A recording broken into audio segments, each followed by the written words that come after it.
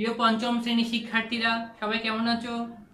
আশা করি সবাই ভালো আছো, সুস্থ আছো, নিরাপদে আছো। তোমাদেরকে ধর্মরাজিক উচ্চ বিদ্যালয়ের অনলাইন ক্লাসে স্বাগতম জানাচ্ছি।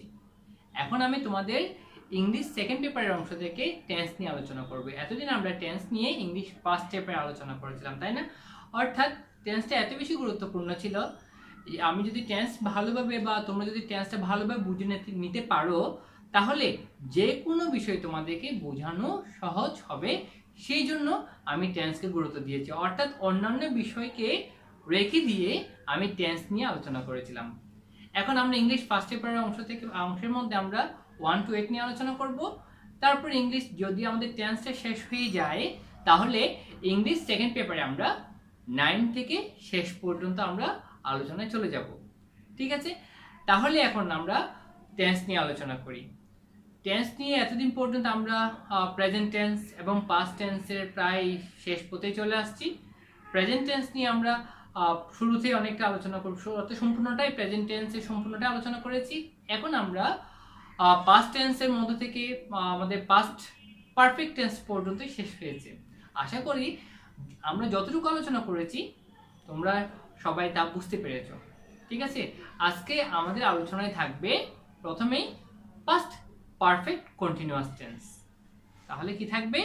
Past perfect continuous tense. কেননা পাস্ট টেন্স 4 প্রকার। একটা হচ্ছে সিম্পল পাস্ট টেন্স, অর্থাৎ পাস্ট ইনডেফিনিট টেন্স, তারপর পাস্ট কন্টিনিউয়াস টেন্স, এরপর পাস্ট পারফেক্ট টেন্স এবং পাস্ট পারফেক্ট কন্টিনিউয়াস টেন্স। তাহলে আজকে আমাদের আলোচনায় থাকবে পাস্ট পারফেক্ট কন্টিনিউয়াস টেন্স। এখন এই পাস্ট পারফেক্ট কন্টিনিউয়াস টেন্স কাকে বলে? মনে রাখবে, অতীতে কোনো কাজ যদি দীর্ঘ সময় ধরে চলেছিল বোঝায়, তবে সেই ক্ষেত্রে ভার্ব এর পাস্ট পারফেক্ট কন্টিনিউয়াস টেন্স হয়। আবার বলছি কথাটা, ভার্বের কোনো কাজ যদি অতীতে দীর্ঘ সময় ধরে চলেছিল বোঝায়, তবে সেই ক্ষেত্রে সেই ভার্ব এর পাস্ট পারফেক্ট কন্টিনিউয়াস টেন্স হয়। তাহলে আমরা কি বলেছি? যে টেন্স দ্বারা অতীতকালে কোনো কাজ দীর্ঘ সময় ধরে চলেছিল বোঝায়, সেই টেন্সকেই পাস্ট পারফেক্ট কন্টিনিউয়াস টেন্স বলে। তাহলে আমরা কি পড়বো এখন? Past perfect continuous tense.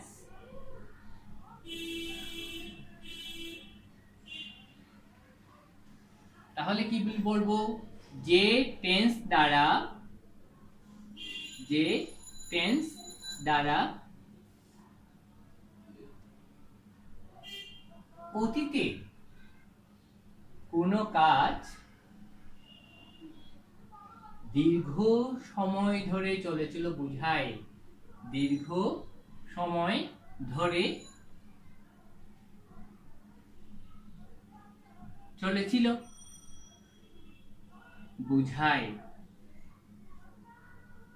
সেই টেন্সকে পাস্ট পারফেক্ট কন্টিনিউয়াস টেন্স বলে। অথবা ভার্ব এর যে কাজ দ্বারা অতীতকালে দীর্ঘ সময় ধরে ভার্বের যে কাজ অতীতকালে দীর্ঘ সময় ধরে চলেছিল বোঝাবে, তখন আমরা ভার্ব এর পাস্ট পারফেক্ট কন্টিনিউয়াস টেন্স লিখে থাকবো। তাহলে কি বলছি আমি? যে টেন্স দ্বারা অতীতে কোনো কাজ দীর্ঘ সময় ধরে চলেছিল বোঝায়, সেই টেন্সকে কি বলা হয়? সেই টেন্সকেই পাস্ট পারফেক্ট কন্টিনিউয়াস টেন্স বলে। পাস্ট পারফেক্ট কন্টিনিউয়াস টেন্স বলে। এবার দেখো এই পাস্ট পারফেক্ট কন্টিনিউয়াস টেন্সের স্ট্রাকচার কেমন হয়। একই রকম ভাবে প্রথমে সাবজেক্ট, তারপর দেখো আমরা কিন্তু প্রেজেন্ট পারফেক্ট কন্টিনিউয়াস টেন্সের ক্ষেত্রে দেখেছি প্রথমে সাবজেক্ট, তারপর হ্যাজ বিন অথবা হ্যাভ বিন, তারপর ভার্ব এর সাথে আইএনজি যুক্ত করেছি, এরপর অবজেক্ট বা এক্সটেনশন অথবা সেন্টেন্সের বাকি অংশ লিখে ফুল স্টপ দিচ্ছি, তাই না? এক্ষেত্রেও তাই হবে, তবে এক্ষেত্রে হ্যাভ এবং হ্যাজ এর জায়গায় হবে হ্যাড, যেহেতু পাস্ট টেন্স সেই কারণে। তাহলে স্ট্রাকচার কি হবে দেখো, স্ট্রাকচার প্রথমে subject plus had been, had been, তারপর মূল ভার্ব এর সাথে কি যুক্ত করতে হবে, মূল ভার্ব এর সাথে আইএনজি যুক্ত করতে হবে, প্লাস সেন্টেন্সের বাকি অংশ লিখে ফুল স্টপ ব্যবহার করতে হবে। এখন আমরা যদি একটা एग्जांपल নিই,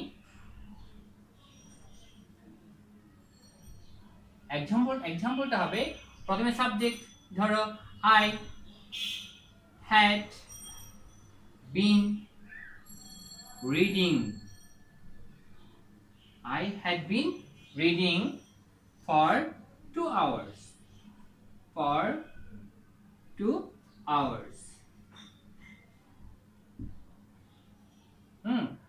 তুমি এখানে আরেকটা দিতে পারি yesterday, দেখো I had been reading for 2 hours, আমি 2 ঘন্টা ধরে পড়েছিলাম, আমি 2 ঘন্টা ধরে পড়েছিলাম।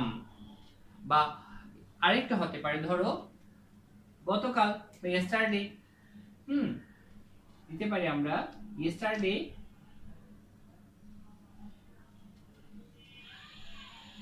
it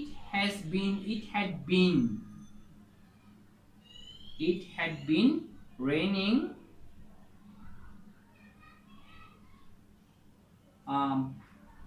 for 3 hours, for 3 hours, এটা হতে পারে। অর্থাৎ গতকাল 3 ঘন্টা ধরে বৃষ্টি পড়েছিল।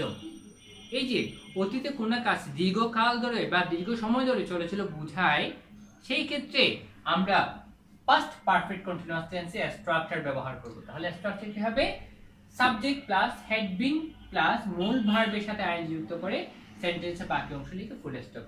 যেহেতু এটা অ্যাফার্মেটিভ সেন্টেন্স, এখন এটা যদি নেগেটিভ সেন্টেন্স হয়ে থাকে সেক্ষেত্রে আমরা কি করব দেখো, নেগেটিভ সেন্টেন্সের স্ট্রাকচার, নেগেটিভ সেন্টেন্সের স্ট্রাকচার দেখো, প্রথমে একই রকম ভাবে সাবজেক্ট, হ্যাঁ, তারপর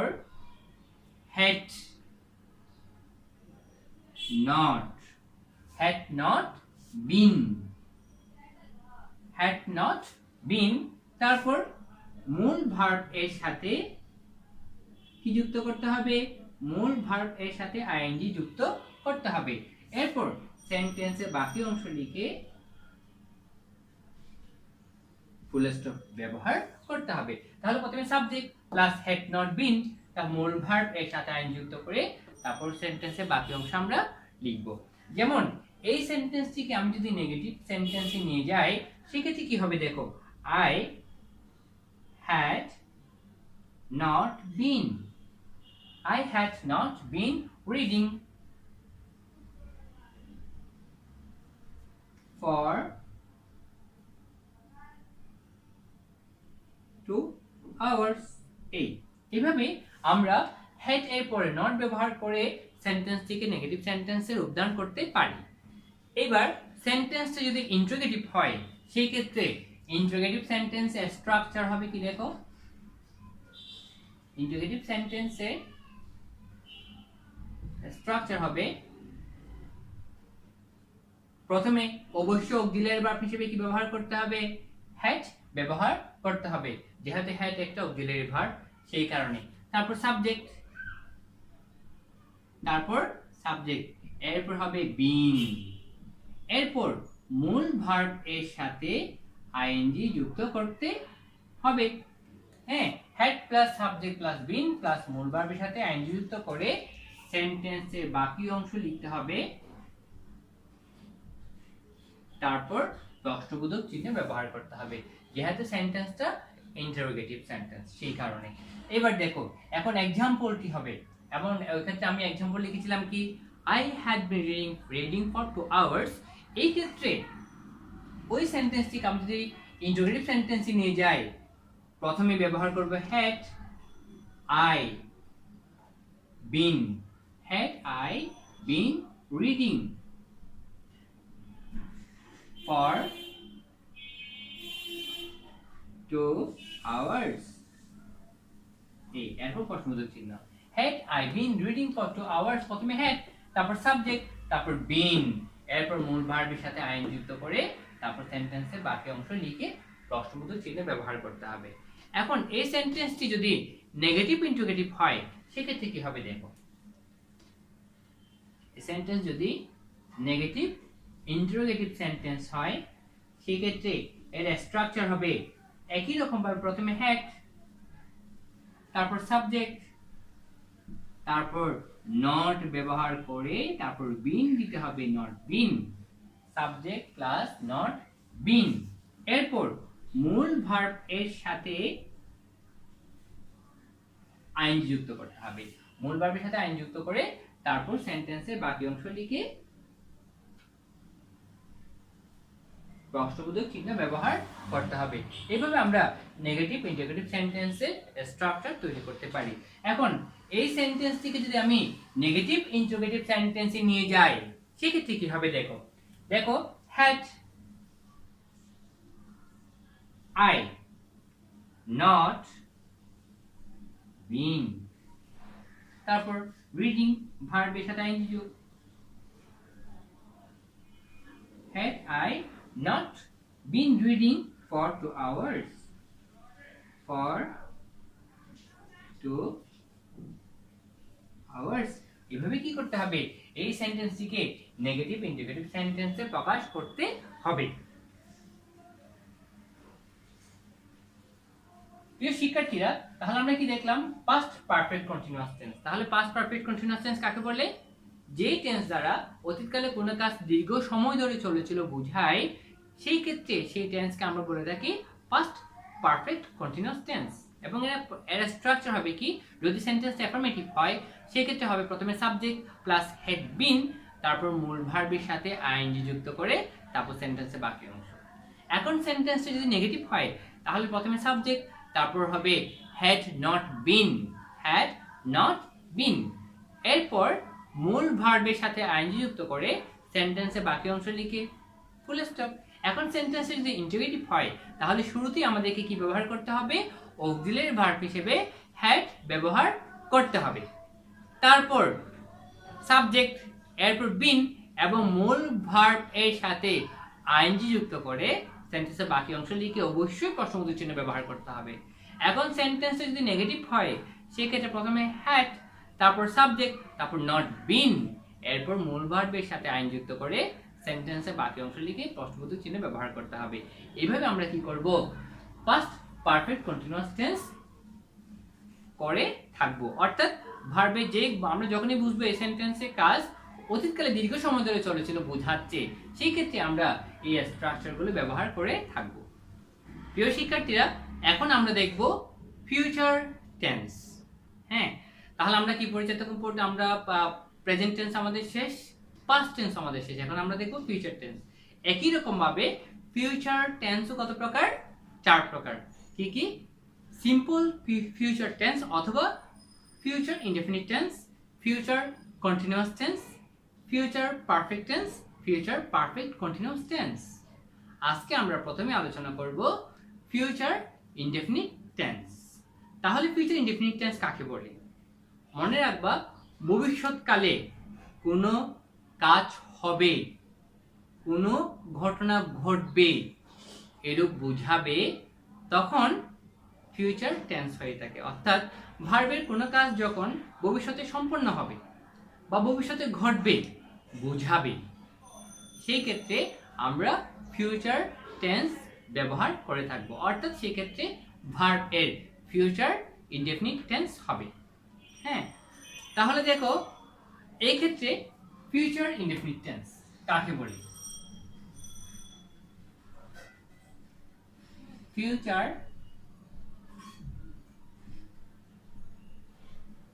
ইনডেফিনিট টেন্স কাকে বলি ভার্বের কোনো কাজ যখন ভবিষ্যতে সম্পন্ন হবে বোঝায় অথবা যে টেন্স দ্বারা ভার্ব এর কাজ ভার্বের কাজ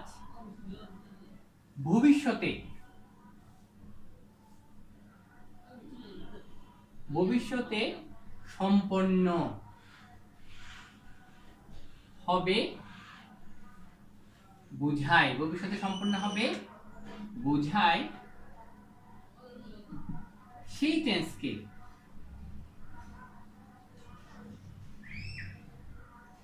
বলা হয় কি tense? Future indefinite tense. Future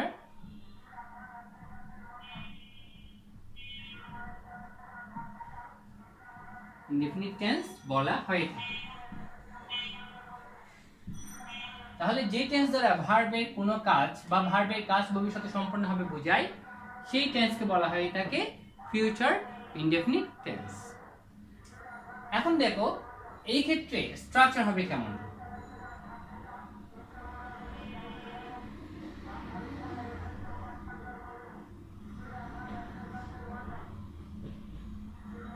প্রথমে সাবজেক্ট,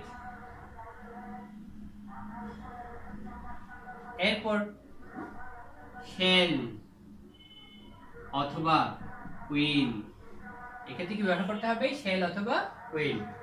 হ্যাঁ, তারপর মূল ভার্ব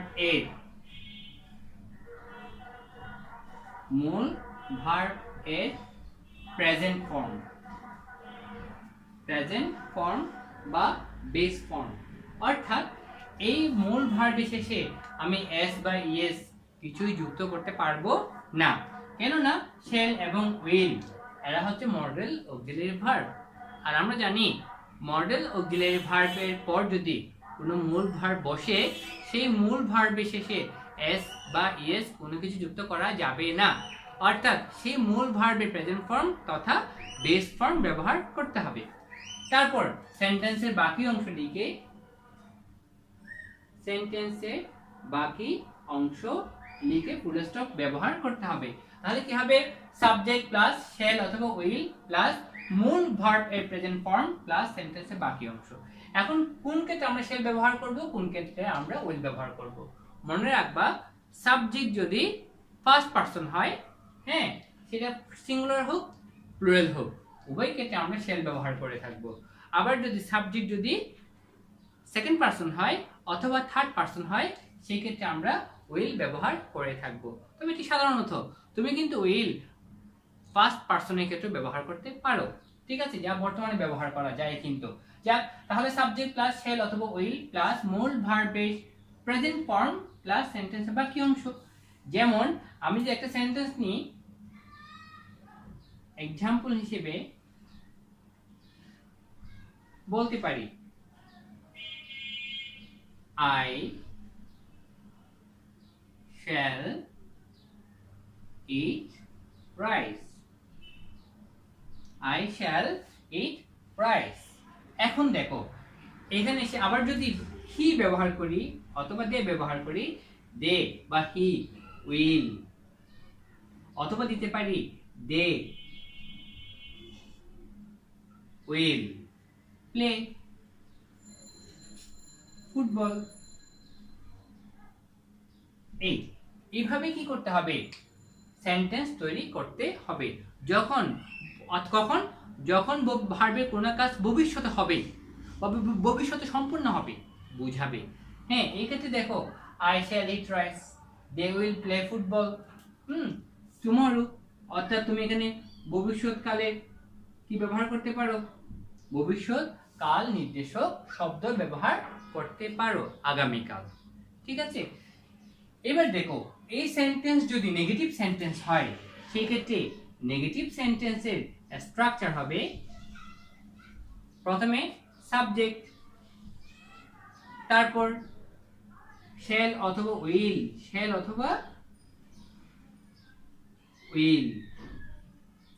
তারপর নট, তারপর ব্যবহার করতে পারো নট প্লাস মূল ভার্ব এর প্রেজেন্ট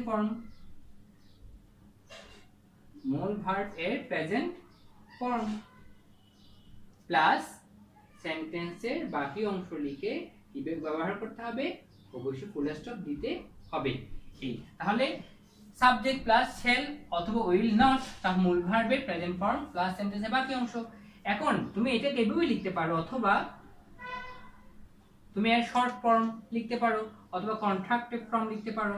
দেখো সাবজেক্ট প্লাস শ্যাল নট দিতে পারো তুমি শ্যান্ট, উইল নট কে দিতে পারো তুমি ওন্ট। এইভাবে তুমি উইল নট অথবা শ্যাল নট এর শর্ট ফর্ম তুমি ব্যবহার করতে পারো।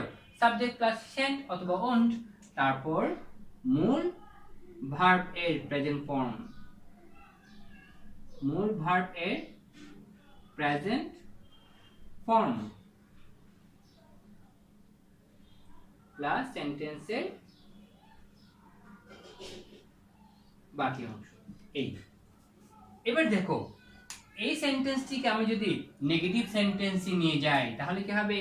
I shall not, I shall not eat rice, অথবা দে উইল নট অথবা they won't, they will not ব্যবহার করতে পারো, অথবা they won't play football, play football tomorrow.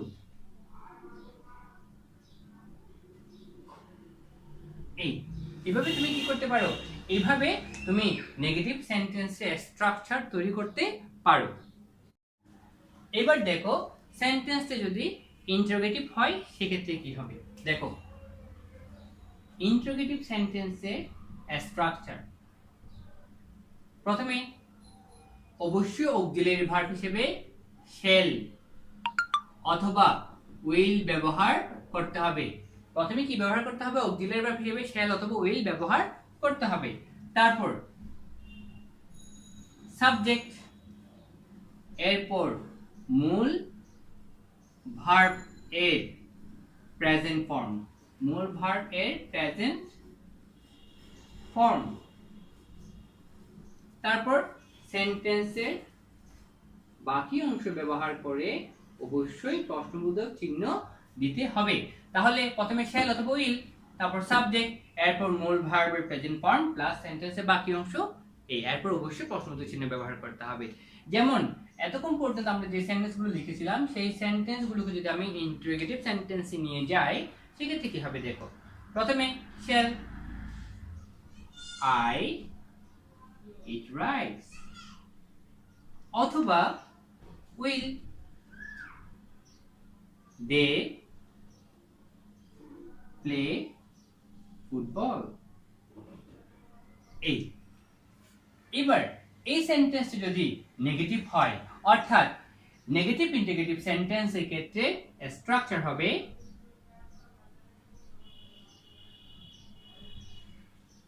প্রথমে শ্যাল অথবা উইল, তারপর সাবজেক্ট প্লাস নট, তারপর মূল ভার্ব এর প্রেজেন্ট ফর্ম, মূল ভার্ব এর প্রেজেন্ট ফর্ম প্লাস সেন্টেন্সের বাকি অংশ লিখে প্রশ্নবোধক চিহ্ন দিতে হবে। ঠিক আছে, দেখো এখন এই থেকে শ্যাল অথবা উইল, তুমি নট থাকে কিন্তু শ্যাল অথবা উইলের পাশেও লিখতে পারো শ্যান্ট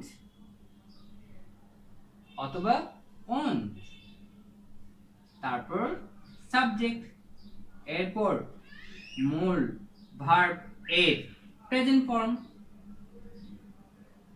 প্রেজেন্ট ফর্ম, তারপর সেন্টেন্সের বাকি অংশ লিখে কি করতে হবে? প্রশ্নবোধক চিহ্ন দিতে হবে। যেমনটি এই সেন্টেন্সকে আমি যদি নেগেটিভ ইন্টিগ্রেটিভ সেন্টেন্সে নিয়ে যাই তাহলে হবে shall I not eat rice, eat rice, অথবা will they not play football, play football। এইভাবে কি করতে পারি? আমরা সেন্টেন্সগুলোকে নেগেটিভ ইন্টিগ্রেটিভ সেন্টেন্সে রূপান্তর করতে পারি। তাহলে আমরা কি দেখলাম, কোনো কাজ অর্থাৎ ভার্বের কোনো কাজ যখন ভবিষ্যৎকালে সম্পন্ন হবে বোঝায়, অথবা যে টেন্স দ্বারা ভার্বের কোনো কাজ ভবিষ্যতে সম্পন্ন হবে বোঝাবে সেই টেন্সকে ফিউচার ইনডেফিনিট টেন্স বলা হবে। যেমন আমরা স্ট্রাকচারের ক্ষেত্রে দেখেছি প্রথমে সাবজেক্ট, তারপর শ্যাল অথবা উইল, তারপর মূল ভার্বের প্রেজেন্ট ফর্ম, এরপর সেন্টেন্সের বাকি অংশ। আবার যদি নেগেটিভ হয় সেক্ষেত্রে দেখেছি কি সাবজেক্ট প্লাস শ্যাল নট অথবা উইল নট অথবা সেন্ট অর ওন্ট, তারপর মূল ভার্বের প্রেজেন্ট ফর্ম প্লাস সেন্টেন্সের বাকি অংশ। এখন সেন্টেন্সটা যদি ইন্টারোগেটিভ হয় সেক্ষেত্রে আমরা অক্সিলারি ভার্বকে সামনে নিয়ে আসবো, শ্যাল প্লাস সাবজেক্ট প্লাস মূল ভার্বের প্রেজেন্ট ফর্ম প্লাস সেন্টেন্সের বাকি অংশ লিখে প্রশ্নবোধক চিহ্ন। আবার নেগেটিভ ইন্টিগ্রেটিভ হলে কি করেছি, শ্যাল অথবা উইল, তারপর সাবজেক্ট, তারপর নট, তারপর মূল ভার্বের প্রেজেন্ট ফর্ম লিখে সেন্টেন্সের বাকি অংশ লিখে তারপর প্রশ্নবোধক চিহ্ন ব্যবহার করতে হবে। এইভাবে সেন্টেন্সগুলোকে বা যে সেন্টেন্সটা ভবিষ্যৎকালে সম্পন্ন হবে বোঝাবে সেই সেন্টেন্সগুলোকে ফিউচার ইনডেফিনিট টেন্সে স্ট্রাকচার অনুসরণ করে লিখতে হবে। প্রিয় শিক্ষার্থী, আশা করি তোমরা এ পর্যন্ত আমরা যে আলোচনাগুলো করেছি বুঝতে পেরেছো। আজকে আমাদের আলোচনা এতটুকুই। সবাই ক্লাসগুলো মনোযোগ দিয়ে করবা এবং অবশ্যই ভালোভাবে থাকবে এবং সুস্থ থাকবে, নিরাপদে থাকবে।